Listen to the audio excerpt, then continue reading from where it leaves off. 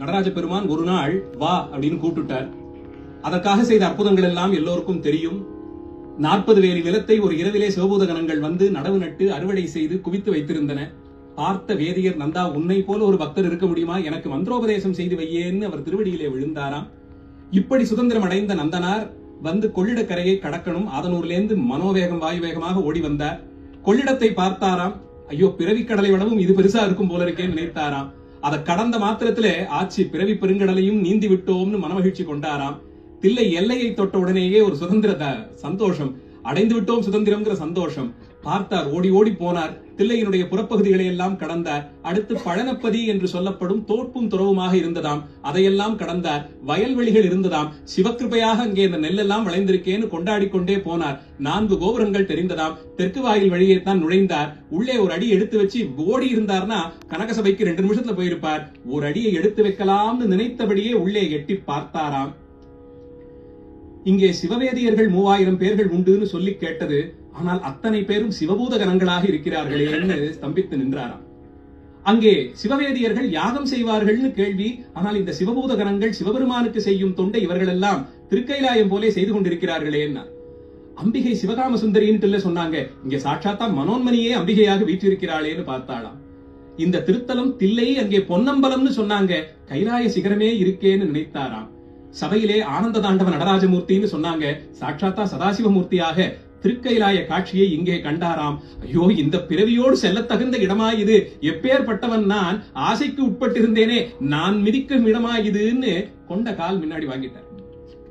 வந்தவருக்கு மனசு ஒரு பக்கமா அடிச்சுக்குது. உள்ள போன்னு தள்ளுது. ஆனால் சுவாதீனம் இல்ல, இது உனக்கான இடம் இல்லைன்னு இப்படி ஒரு நிமிஷ பொழுதுக்குள்ளே 10 முறை காலை உள்ளே வைத்தும் வெளியே வைத்துமாக விளையாடி கொண்டிருந்தார். அப்பா, இது வேண்டாம், எனக்கான இடம் இல்லை, இது நான் மிதிக்க தகுமா, எப்பேற்பட்ட பூமி இது, எத்தனை பிறவி தவம் செய்திருந்தால் ஒரு முறை நடராஜ தரிசனம் கிடைக்கும், இவர்களோ உனக்கு நித்தமும் தொண்டு செய்து வாழ்கிறார்களே, தீட்சிதர்களுக்கு நடுவே நான் செல்வதான்னு தயங்கி பின்னோக்கி நடந்து ஊர் எல்லைக்கு போயிட்டாராம்.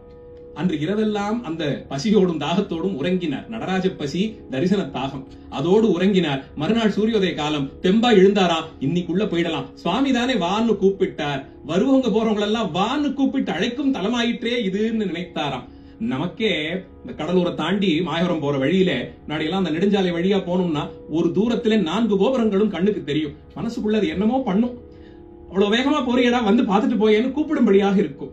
வந்தால் எல்லாவற்றையும் வாரி தருபவன் நன்றோன்னு தோணும். அதுக்கும் வழி இல்லாமல் இன்னும் ஒசரமா எங்கேயோ தூரமா கொண்டு போய் வழியை மாத்தி விட்டாங்க. இருந்தாலும் அப்படி அழைக்க கூடியது. கதி தருவேன் என்று கைகாட்டி அழைத்திடும் அவரே பாடுறாரே. உள்ள போயிடலாம்னு விடிந்ததாம், திருநீர் பூசிக்கிட்டார். ஓடிடலாம்னு உள்ளே போனாராம். மறுபடியும் அதே எண்ண ஓட்டம், அதே போராட்டம். பின்னோக்கி வந்துட்டார். இப்படி 1 அல்ல 2 அல்ல 3 இரவு 3 பகல் கழிந்ததாம். பார்த்தார் சுவாமி, இப்படியே விட்டா இவன் தாங்க மாட்டானட்டா. 3வது நாள் இரவு 3000 வேதியர்கள் கனவிலும் ஒரே நொடிப்பொழுதில் தோன்றினாராம். நமக்குற்ற பெரும் அடியவன், நம்மை தவிர வேறு ஒன்றுமே அறியாதவன், பதஞ்சலி வியாகரபாதர் வரிசையிலே சேர்க்கணும்டா அவனே. இவன் தெற்கு கோபுர வாசலுக்கு வெளியே தோப்புலே வரலாமா போலாமான்னு நினைத்து மனதோடு போராடி கொண்டு அங்கேயே காத்திருக்கான். நான் சொன்னாலும் வரமாட்டான். நீங்கள்லாம் காலையில புறப்பட்டு போங்க. பூர்ணகும்ப மரியாதையோடு தேவர்கள் ரிஷிகள்லாம் வந்தா எப்படி வரவேற்பீர்களோ அப்படி அழைத்து வாருங்கள். உள்ளே காலை பதிக்க மாட்டேன்னு அடம் பிடிப்பான். அப்பா, நடராஜருடைய ஆணை, தெற்கு கோபுர வாசல்லே ஒரு பெரிய அக்னியை பிரதிஷ்டை பண்ண சொல்லியிருக்கார். அதன் உள்ளே நீ மூழ்கி எழுந்தால் நீ எந்த பிறவியினால் வந்த வாசம் தடைன்னு நினைத்தாயோ அது நொடி பொழுதிலே கலைந்து போகும். சுவாமியினுடைய வாக்குன்னு சொல்லுங்க, அதற்கு கேட்பான்.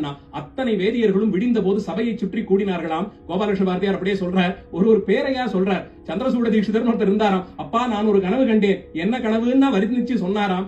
எதிரே இருந்த சோமசுந்தர தீட்சிதர், அப்பா அதே கனவை நானும் கண்டேன்னாராம். ஒருத்தர் பேசிக் கொண்டார்களாம். நடராஜ சுவாமியினுடைய கட்டளை, அவன் என்னவாக இருந்தாலும் அழைத்து வர வேண்டியது நம் கடமைன்னு பூர்ண கும்பத்தோடு மங்களவாத்தியத்தோடு ஓடினார்களாம் தெற்கு தோப்புக்கு.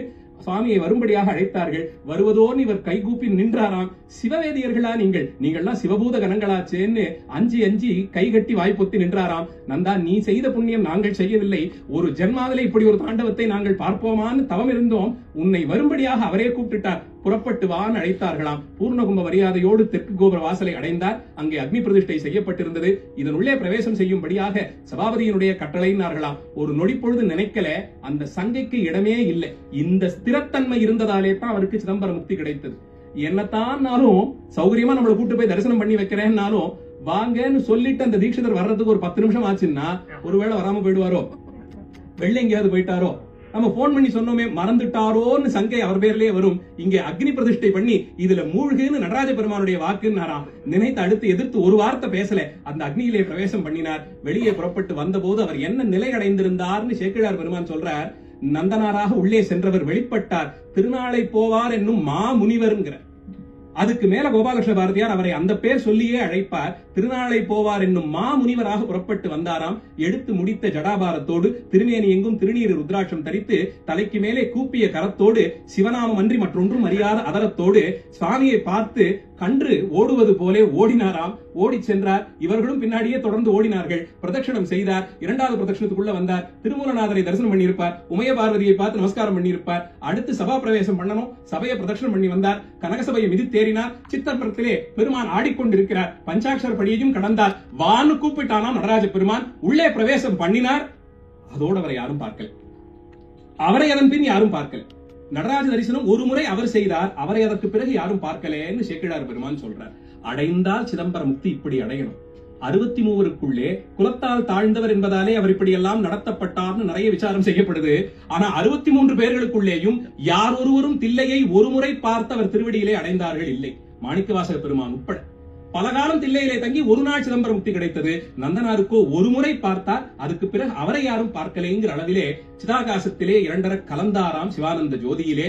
அப்படிப்பட்ட நந்தனார் அவர் அங்கே தங்கி இருந்த காலத்திலே ரொம்ப ஆச்சரியமாக மனம் உருகி இருக்கும். அந்த அனுபவத்தை கோபாலகிருஷ்ண பாரதியார் எடுத்துக்கிறார். இத்தனை காலமும் காண்டி இங்க வந்துட்டேன், வான்னு கூப்பிட்டீர்கள்னு வந்தேன். 3 ராத்திரி 3 பகல் போது நீதானே அன்னைக்கு பார்க்கடலை கடைந்த போது வந்த விஷத்தினுடைய வீரியம் தாங்காமல் எல்லா தேவர்களும் துன்பப்பட்ட போது உயிர்களை காப்பாற்றணும்னு அந்த விஷத்தை எல்லாம் ஒரு சின்ன மிளகுருண்ட மாதிரி ஆக்கி உண்டாயே, அவ்வளவு கருணை இருக்கும் உனக்கு, வாயேன்னு என்ன உள்ள கூப்பிடுறதுக்கு இல்லாமல் காக்க வைப்பானேன்னு பாடினாராம். ஆலமருந்தி அண்டர் உயிரை ஆதரித்த உனது கீர்த்தி, அந்த கீர்த்தி என்னிடத்தே வேலை செய்யணும் அப்பா, இரக்கம் வராமல் போகுமோன்னு எஞ்சி கதறுகிறார். கருணை கடலென்று உன்னை